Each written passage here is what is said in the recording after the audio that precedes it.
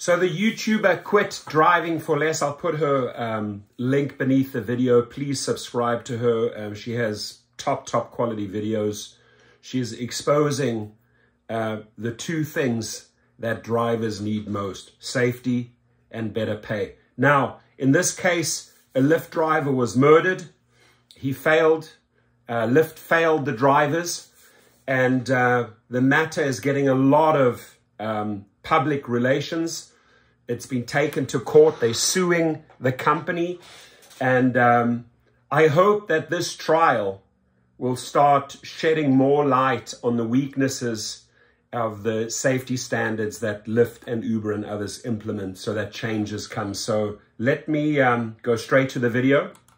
We're here because Lyft chose profit over people. Profit over people. I'm going to say that one more time. We're here today because Lyft chose profit over people. Brandon was robbed and killed on January 26, 2020. His drivers and Lyft failed to implement policies that they already had in place that would have prevented this murder. On the day before Brandon was killed, on January 25th, an unverified account, Jimmy Smith, unverified, was activated. It was set up with an untraceable payment method. Probably no picture. Brand new, so I don't expect it to be any pictures. But this is how much Lyft cares about their drivers. They don't care if the passenger doesn't have a real name. The passenger can be named anything. And Lyft doesn't care who you pick up. Honestly, they always send drivers underage, teenagers, and expect us to do a lot. It's unfortunate that, Brandon lost his life trying to feed his family, trying to live, trying to survive out here where a company doesn't even pay people like Brandon enough money to survive. And yet you send him a passenger that's not even verified. How dare you, Lyft? You guys don't even pay people like Brandon enough to be out here driving and not making the money that they need, and then ending their life with passengers that are not even verified. Like, what? You guys are not providing safety, so now all these drivers are being murdered. And it's unfortunate because nobody deserves to lose their life trying to feed their family. Amen. Lyft had the responsibility to verify these accounts. They also had the ability and responsibility to warn Brandon. Actually, an hour before Brandon was killed, there was another Lyft driver that was robbed at gunpoint. Lyft, you have blood on your hands. And not just blood, but this is not looking good for you at all. How dare you continue to let drivers not be safe? You are letting passengers be named whatever. Put whatever for their name in any type of picture. It's ridiculous. You got people ordering Lyfts for passengers and you don't even know this passenger. And a lot of these passengers are robbing and killing people. But Lyft won't even talk about it. They won't even address it. This is so sick and corrupt. Something must be done. It was actually the same juveniles that killed Brandon. Wow. Lyft knew that the prior ride had not been completed, but yet still allowed this unverified, untraceable account to call Brandon to this area. It's disturbing. This is what I'm talking about. You're letting people, anybody, become a passenger, and you're not making sure that drivers are safe. These passengers are murdering them and you don't care. Brandon responded, he was robbed and killed. The blood of my son is on Lyft's hands. The only thing they didn't do was pull the trigger. They failed to protect him. And now we have to go on without him because of that. practices allowed for riders to use it as a tool, to use Lyft as a tool to take his life. Correct. To make it convenient for them to do so. To be assassinated later. Brandon receives not his mother, not his spouse. Brandon receives an email that says, "Hi, Brandon," from Lyft. That says, "Hi, Brandon, my name is Barry, and I'm reaching out from Lyft safety team. I just tried calling you a few minutes ago, but wasn't able to reach you. We received a concerning report regarding a few cancellations that have been taking place earlier this morning and wanted to reach out to make sure that you are okay. Please let us know if there's anything we can do to assist you. There's a telephone number." 12 hours.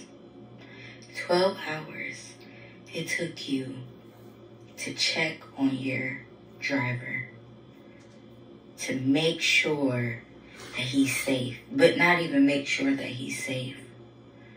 You bringing up cancellations. Subscribe to her, link below. While your driver was murdered by a passenger 12 hours ago. How sick can you be, Lyft? This is how much you care about your drivers. This could be any driver.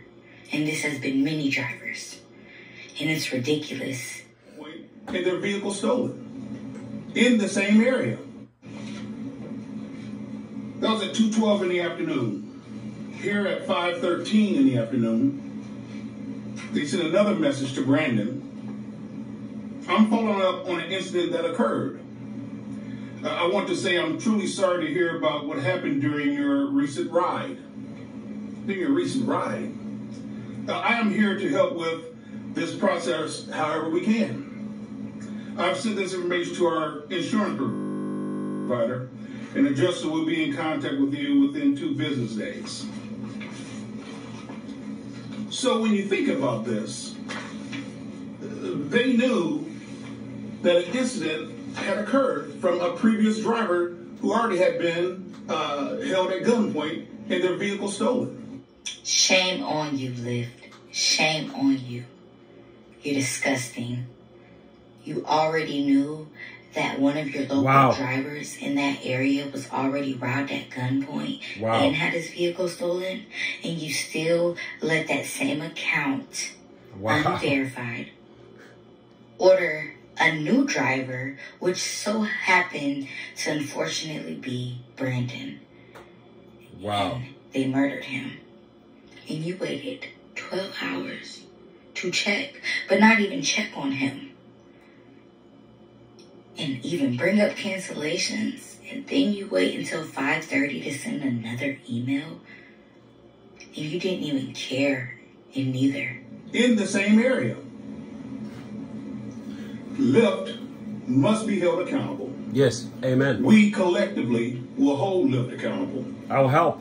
I mean, these were juveniles. You're not supposed to have a Lyft account unless you're 18 years old. Correct. So clearly, they didn't do what they were supposed to do to even verify that these individuals were eligible to even call the Lyft driver. We know that there are other cases that have been pending, that are pending, and we believe that these cases are necessary until Lyft changes their policies or enacts new policies to prevent this from happening. They have all the technology. They could have very easily disabled this account. They could have very easily prevented these juveniles from calling Brandon to the scene. They did nothing. Their failure is why he's not alive. To notify individuals who are in the area, they have a database, who are in the area, who are Lyft drivers, to notify them of this particular incident that just occurred from an unauthorized user of an account. In addition to, Lyft doesn't allow their drivers to protect themselves.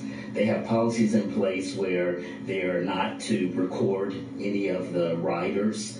They have policies in place where they are not to carry firearms or carry any type of protective equipment during the ride. So, you know, without them doing their job, he was a sitting duck. Correct. Everything from us. That's all. Thank you. Again, rest in peace to Brandon Cooper. Rest in peace, brother. You didn't deserve to lose your life. You did not deserve to lose your life. Family, please reach out to us. Let the community rally around you, help you in whichever way we can, towards funeral costs, towards legal costs. We'd love to help you. God bless your family. They failed. Ladies and gentlemen, they failed on every level. I think this lady who has this channel, the link is below, said it so well. She summed up this story so well. She cut back and forth from the attorney meetings to her personal opinions. I think it's a top quality video that will really shake up Lyft and shake up Uber and the others. Right? This is going to hit home, and we're going to circulate this. We're going to help get the story out. We're going to support this family. We're going to put relentless pressure on Logan Green, John Zimmer, Dara Khosrowshahi, and the rest of the thugs, those gangsters that do nothing. They know. They have the power to change those algorithms. They choose not to do so. They have the power to change the safety standards for drivers and keep drivers safe. They choose not to do so. We're going to stick it to them. This is going to be a big settlement. There are going to be more lawsuits following, and change will come, my friends. I promise you, change will come. Be safe out there.